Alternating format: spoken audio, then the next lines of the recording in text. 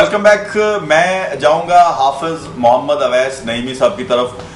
جہاں سے انہوں نے گفتگو شروع کی تھی تو میں چاہوں گا کہ وہیں سے شروع کریں اور تاکہ ہمارے علم میں اضافہ ہو اور ہم سوچنا شروع کریں کہ دراصل اسلام جیسا پیارا مذہب تو کوئی ہے ہی نہیں, اور اسلام جس طرح سے روشن مستقبل کی ضمانت ہے شاید دنیا میں کوئی مذہب نہیں, شاید نہیں یقیناً یہ اس میں کوئی شک کی گنجائش ہی نہیں ہے. جی, جس طرح سے میں نے حدیث مبارکہ کا تذکرہ کیا کہ المسلم من سلم المسلمون من لسانہ و یدہ, اس کے ساتھ ہی اگر دوسری حدیث کو بھی ہم ملائیں جو کہ علامہ صاحب نے ابھی بیان فرمائی کہ من غش فلیس منا, کہ جو ملاوٹ کرتا ہے وہ ہم میں سے نہیں ہے.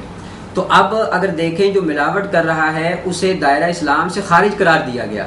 اور دوسری طرف جو حدیث مبارکہ موجود ہے کہ المسلم من سلم المسلمون من لسانہ و یدہ, کہ مسلمان کی تو تعریف ہی یہ ہے کہ وہ اپنی زبان اور اپنے ہاتھ سے کسی کو اپنے دوسرے بھائی کو نقصان ہی نہ پہنچائے. اس کا مطلب یہ ہوا کہ اگر وہ نقصان پہنچا رہا ہے, اس کی لسان اور اس کا ید جو ہے, اس کی زبان اور اس کا ہاتھ جو ہے, اگر وہ نقصان پہنچا رہا ہے تو اس کا مطلب یہ ہے کہ وہ اسلام کے تقاضوں کو پورا نہیں کر رہا. یہی انداز ان دونوں کو اگر ملا کر دیکھا جائے تو ہمیں یہ پتہ چلتا ہے کہ جب تک ہم اسلام کی اصل روح کو نہیں سمجھیں گے اور مال کو فتنہ قرار نہیں دیں گے اور مال کے فتنے سے ہم اپنے آپ کو دور نہیں کریں گے, تب تک ہم کرپٹ ہونا اور اس قسم کے جو عناصر ہیں جو ہمارے معاشرے کو اور پورے سماج کو گھن کی طرح سے کھا رہے ہیں, ان سے ہم اپنی جان نہیں چھڑا سکتے. اچھا, میں ملک صاحب چونکہ پروگرام میرا خیال ہے فتنے سے ان کی مراد ہے آزمائش. جی, یعنی انسان یہ سمجھے کہ جو میرے پاس مال ہے یہ اللہ کی طرف سے میرے اوپر آزمائش ہے. بالکل درست بات ہے. اور اس میں آگے آ جاتی ہے نا کہ مال آپ کو دیا ہے, عطا کیا ہے, تو اس پہ جو حقوق العباد ہیں ان کا ہم کس حد تک اس پہ اپلائی کرتے ہیں کہ ہم کس کس کے حق ادا کر رہے ہیں. میں آؤں گا ادھر محمد افضل حیدری صاحب کی طرف. آپ نے بات کی تھی اور وہاں تک پہنچے تھے ہم کہ جی لذت جو ہے عبادت میں کیوں نہیں ہم حاصل کر رہے, اور جو ہمارے حضرت علی علیہ السلام کی آپ نے مثال دی تھی کہ ان کی عبادات میں لذت کیوں تھی, مزہ کیوں لیتے تھے. ٹھیک ہے, یہاں تک تو ہم پہنچ گئے. اس وقت جو اپنا حافظ طاہر محمود اشرف صاحب نے بات کی, اویس صاحب نے بات کی, حافظ صاحب نے واضح طور پہ جو مال ہے اس کو جو فتنے کی جو انہوں نے واضح کر دیا کہ جی دراصل فتنہ کیا ہے. اب ہم شاید فتنے کے لفظ کو فتنہ سمجھتے جانتے بوجھتے ہوئے مال کو اور اس پہ جو حقوق العباد کو سمجھتے ہوئے کہ ہم دیکھیں ہم رمضان میں ادا کرتے ہیں فطرانہ, ہم زکوٰۃ ادا کرتے ہیں, ہم اپنا مال بھی پاک کرتے ہیں. یعنی وہ بھی کانسیپٹ اسلام نے دے دیا کہ آپ نے اپنا مال جو ہے وہ کس طرح پاک کرنا ہے. چاہے کہ ہم اپنا مال پاک کریں, ہم رزق حرام کما کے جو ہے مزید مال کو اپنے کو جو ہے حرام کی طرف لے جاتے ہیں. یہ کیا کہیں گے آپ کہ جی یہ ہم نے کس طرح سے اس معاشرے کی تربیت کرنی ہے؟ کیا ہمارے پاس ایگزامپلز ایسی ہونی چاہیے؟ کس طرح ہم موٹیویٹ کریں اپنی نسلوں کو کہ رزق حلال دراصل اس میں برکت بھی ہے اور آپ لوگوں کے لیے زیادہ بہتر رزق ہے؟ میں عرض کروں گا بڑا وسیع موضوع ہے جس کو آپ نے چھیڑا ہے, اور ظاہر اس مختصر سے وقت میں اس پر تفصیلی بحث نہیں ہو سکتی. میں دو نقطوں کی طرف متوجہ کرنا چاہوں گا. سب سے پہلے تو یہ کہ ہمیں ایک مومن کو حقیقت ایمان سے آگاہ ہونا چاہیے. ہم جب اپنے آپ کو مسلمان کہتے ہیں, ہم جو اپنے آپ کو مومن کہتے ہیں, تو حقیقت ایمان ہے کیا؟ پیغمبر گرامی اسلام نے جو تعلیمات دیں, پیغمبر گرامی اسلام نے جو لوگوں کی اصلاح فرمائی, پیغمبر کی جو غرض بعثت تھی نا, اس میں اگر آپ غور فرمائیں سورہ مبارکہ جمعہ کی پہلی آیتوں میں اللہ رب العزت نے ارشاد فرمایا هو الذی بعث فی الامیین رسولا منہم یتلو علیہم آیاتہ ویزکیہم وَيُعَلِّمُهُمُ الْكِتَابَ. پہلے یہاں پر تزکیہ نفس ہے. پیغمبر کرام اسلام آئے, ان کا مقصد یہ تھا کہ لوگوں کے سامنے آیات الہی کی تلاوت کریں, ان کا تزکیہ نفس کریں, پھر انہیں کتاب اور حکمت کی تعلیم دیں. یاد رکھیے علم سے پہلے وہ علم مفید ہوتا ہے جس سے پہلے تزکیہ نفس ہو. جتنے تک بندہ اندر سے پاک نہ ہو اتنے تک علم اور تعلیمات بھی مفید اور مؤثر نہیں ہوتے. بالکل درست بات. ہمیں جو سب سے پہلے کلمہ پڑھایا جاتا ہے جیسے ہم کلمہ طیبہ کہتے ہیں, آپ جیسے دوا کے ساتھ پرہیز کی جو ہے بہت ضروری ہے, پرہیز زیادہ مؤثر ہوتی ہے. آپ دیکھیں کلمہ طیبہ میں ہمیں سب سے پہلے پڑھایا جاتا ہے لا الہ الا اللہ. اللہ کے وجود کا اقرار بعد میں ہے, باقی معبودوں کی نفی پہلے ہے، پہلے باقی سب جو غیر اللہ ہیں جن کے معبود ہونے کا ان کی نفی کر دو، پھر اللہ رب العزت کے وجود کا اقرار کرو۔ یہاں پر بھی میں سمجھوں گا جب ہم مومن ہیں، اپنے آپ کو ایمان کے لائن میں لے آتے ہیں، صف میں کھڑا کرتے ہیں، اپنے آپ کے مومن ہونے کا دعویٰ کرتے ہیں، تو سب سے پہلے ہمیں یہ سوچنا چاہیے کہ آیا ہم واقعاً اندر سے مومن ہیں؟ مجھے پیغمبر اکرام اسلام حضرت محمد مصطفیٰ صلی اللہ علیہ وآلہ وسلم کی ایک حدیث یاد آ رہی ہے۔ آپ سے پوچھا گیا کہ حقیقت ایمان کیا ہے؟ اگر ہم اس میں غور کریں تو یہاں سے انسان کی زندگی بدل سکتی ہے۔ سید الرسول نے فرمایا حقیقت ایمان یہ ہے کہ انت علما ان اللہ معک حیث ما کنت، یعنی تجھے علم ہونا چاہیے، تجھے یقین ہونا چاہیے، گمان، شک، وہم، ظن نہیں۔ فرمایا انت علما، تجھے علم ہونا چاہیے۔ علم وہاں ہوتا ہے جہاں اس کے مد مقابل اور طرف مقابل کا احتمال نہیں ہوتا۔ تجھے یقین ہو ان اللہ معک حیث ما کنت، تو جہاں بھی ہے اللہ تیرے ساتھ ہے۔ جب انسان یقین کی اس منزل پر، ایمان کی اس منزل پر آ جائے کہ انسان کو یقین ہو، میں ٹی وی دیکھ رہا ہوں، میں انٹرنیٹ کا نظارہ کر رہا ہوں، میں بزنس کر رہا ہوں، میں دفتر میں بیٹھا ہوں، میں پارک میں پھر رہا ہوں، میں گلی میں جا رہا ہوں، اللہ میرے ساتھ ہے۔ اگر انسان ایمان کی اس منزل پہ فائز ہو جائے کہ وہ یہ سمجھے میں جہاں بھی ہوں اللہ میرے ساتھ ہے، تو پھر نہ کوئی دودھ میں پانی ملانے کی کوشش کرے گا، نہ 2 نمبر دوائیاں بنانے کی کوشش کرے گا، نہ یہاں معاشرے میں کسی قسم کی کرپشن ہوگی۔ جیسے ابھی مولانا بار بار اصرار کر رہے تھے، جی 8 گھنٹے ڈیوٹی کی تنخواہ لیتے ہیں اور 2 گھنٹے 4 گھنٹے نوکری کرتے ہیں، اگر انہیں یقین ہو کہ ان اللہ معک حیث ما کنت، اللہ تیرے ساتھ ہے، وہ کبھی ایسا کوئی کام نہیں کرے۔ اصل بات پہلے، سب سے پہلے ہمیں اس ایمان اور یقین کی اس منزل پر آنا چاہیے۔ جب ہم اس یقین پہ آ جائیں گے، ہم ایمان کی اس منزل پہ آ جائیں گے، تو پھر پیغمبر اکرام اسلام نے جو ہمیں تعلیمات دی، ہمیں بتایا ہے، قرآن میں اللہ رب العزت نے بھی واضح طور پر بھی فرمایا، اور احادیث قدسیہ میں بھی ارشاد ہوا، پیغمبر اکرام اسلام کی حدیث میں بھی، سورہ مبارکہ منافقون کی آخری آیتوں میں اللہ رب العزت نے بڑے واضح طور پر صاحبان ایمان کو خطاب کر کے کہا، یا ایھا الذین آمنوا لا تلھکم اموالکم ولا اولادکم عن ذکر اللہ ومن یفعل ذلک فاولئک هم الخاسرون۔ اے کلمہ پڑھنے والو، اے صاحبان ایمان، تمہارا مال اور تمہاری اولاد تمہیں یاد خدا سے غافل نہ کر دے۔ جب مال کے چکر میں انسان آتا ہے، میں تو کبھی کبھی کہتا ہوں، اور یہ بھی ظاہراً پیغمبر اکرم اسلام کی حدیث ہی ہے کہ عجیب ہے یہ لوگ رزق کی تلاش میں نکلے ہیں، رازق کو بلا بیٹھے۔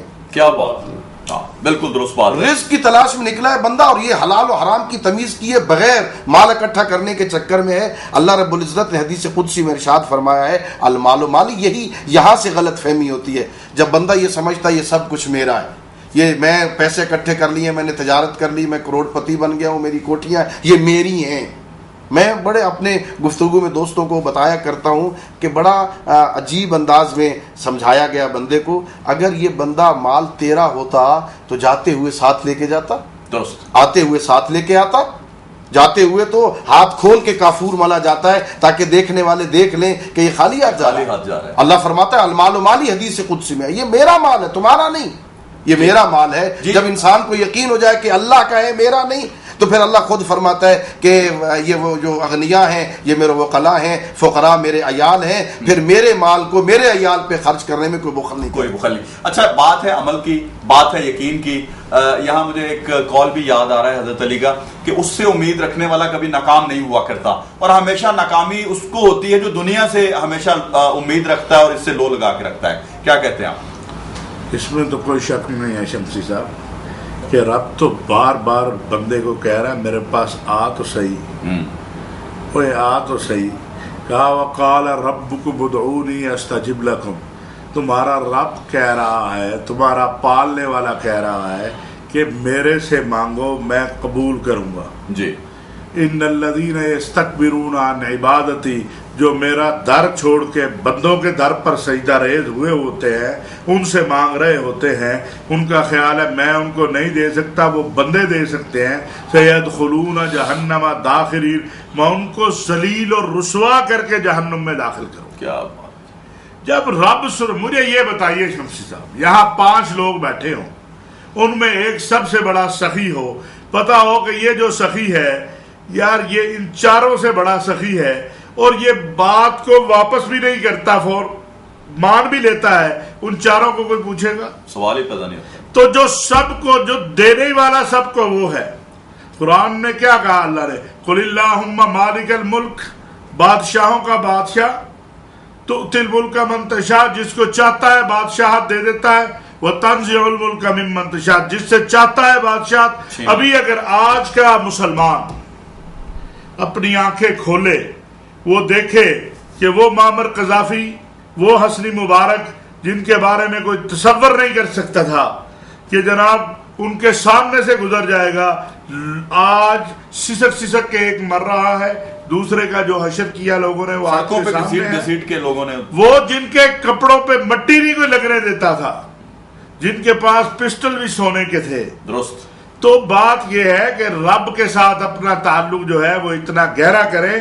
اور میں ایک اور بات آپ کے پروگرام کے حوالے سے کہنا چاہتا ہوں. میں تو ہوں جٹکا سا آدمی، جٹکی بات کروں گا کہ وہ بابا ایک دن مصلی بچھا کے اپنے دل و دماغ کے ساتھ اس سے بات تو کر کے دیکھ. اگر وہ تجھے خالی ہاتھ لٹائے تو پھر بات کرنا، کبھی تو بھی تو اس کا بن. بالکل، وہ تو تیرا ہے ہی ہے. بالکل بالکل. وہ تو دروازے، رسول اللہ صلی اللہ علیہ وسلم نے فرمایا میں 70 بار استغفار کرتا ہوں، توبہ کرتا ہوں. رسول اللہ کو تو ضرورت ہی نہیں تھی. امت کے لیے فرمایا کہ اگر تم، یہ مقصود تھا امت یہ جان لے کہ 70 بار بھی رب کے دروازے پر جاؤ گے، ایک دن کے اندر وہ واپس نہیں لوٹائے گا. بالکل بالکل صحیح. اچھا، ہم روحانیت کی طرف چلے گئے. مجھے لگتا ہے پروگرام کے اندر اس طرح سے جب گفتگو ہو رہی ہے، عبادت ہو رہی ہے ہماری، ہم ناظرین کو اگر شمسی صاحب میں گزارش کروں، یہ روحانیت آئے گی تو یہ جو جسمانیت ہے نا ہمارے اندر، بالکل یہ نکلے گی. کیونکہ قرآن میں اللہ نے فیصلہ دیا ہے. جی بالکل درست. کہ الشیطان یعدکم الفقر ویامرکم بالفحشاء، شیطان تمہیں کہتا ہے کہ وہ یہ کیا کرنے لگا ہے. جی اچھا، بات عمل اور یقین پہ آئی ہے. یہ جو حافظ صاحب نے فرمایا ہے کہ جی ہم اس کے بن کے تو دیکھیں، وہ تو ہمارا ہے ہی. اس کا مطلب یہ ہے کہ ہم دنیا سے امیدیں رکھتے ہیں. یہ چھوٹی چھوٹی جو ملاوٹ ہے، یہ کوئی سمجھتا ہے کہ جی چینی میں ملاوٹ کر لوں، مرچ میں ملاوٹ کر لوں، دودھ میں ملاوٹ کر لوں. یہ چھوٹی چھوٹی سی ملاوٹ کر کے جو رزق کمایا جاتا ہے، اور ان کو یہ علم ہی نہیں ہے، یہ اپنے بچوں کے لیے زہر اکٹھا کر رہے ہیں، حرام اکٹھا کر کے ان کے جسموں میں زہر انجیکٹ کر رہے ہیں. کیا کہہ رہے ہیں آپ؟ بالکل آپ نے صحیح کہا. اور علامہ صاحب کی بات کو بڑھاتے ہوئے میں یہ عرض کروں گا کہ یہ جو اللہ تعالیٰ کی طرف رغبت نہ ہونا اور روحانیت کا خالی ہو جانا، یہ صرف اور صرف اس لیے ہوتا ہے کہ آپ صلی اللہ علیہ وآلہ وسلم کے فرمان علی شان کی روشنی میں کہ آپ نے فرمایا کہ جب انسان ایک خطا کرتا ہے، گناہ کرتا ہے، تو اس کے دل پر ایک سیاہ نقطہ لگا دیا جاتا ہے. جی. اب وہ جو نقطہ ہے وہ ایک گناہ پر لگتا ہے، اس کے بعد اگلا گناہ، پھر ایک نقطہ لگتا ہے، حتیٰ کہ یہاں تک کہ وہ گناہ کرتا رہتا ہے اور وہ جو نقطے ہیں وہ لگتے رہتے ہیں، اور دل تمام کا تمام سیاہ ہو جاتا ہے. جب دل تمام کا تمام سیاہ ہوتا ہے تو پھر اللہ تعالیٰ کا جو عرفان ہے، اللہ تعالیٰ کی جو محبت ہے، جس کو اللہ پاک خود بیان فرماتا ہے کہ والذین آمنوا اشد حبا للہ، کہ جو ایمان والے ہیں وہ تو اللہ پاک سے بڑی سخت محبت کرتے ہیں. وہ محبت کافور کیوں ہو جاتی ہے؟ وہ اس وجہ سے کہ وہ گناہ جو ہیں وہ دل کو کالا کر دیتے ہیں، اور انسان اس بات پر توجہ ہی نہیں دیتا کہ میرا دل کالا ہے، اس کو دھونا کیسے ہے اور وہ دھلے گا کیسے. وہ استغفر اللہ اور اللہ تعالیٰ کی طرف رجوع کرنے سے دھلے گا.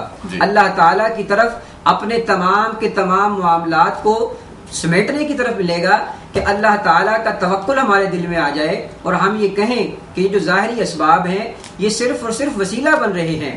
دینے والی ذات جو ہے وہ تو مالک و خالق کی ہے.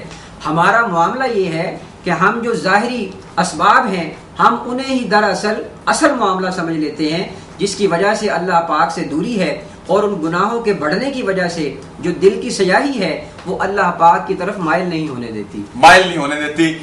ناظرین دیکھیں کہ میں روحانیت کی بات کر رہا تھا کہ اگر ہم اچھا سوچیں گے، اچھا کریں گے، اپنی قلب و نظر کو صاف ستھرا رکھیں گے، اور اپنے دل و دماغ میں جو ہے محبت رسول خدا صلی اللہ علیہ وآلہ وسلم، اور میں سمجھتا ہوں کہ ہم راستے پہ، صحیح راستے پہ جو ان کا صراط مستقیم کا بتایا ہوا راستہ ہے اس پہ چلنے کی کوشش کریں گے تو کوئی جو ہے امر جو ہے وہ مانے نہیں ہوگا.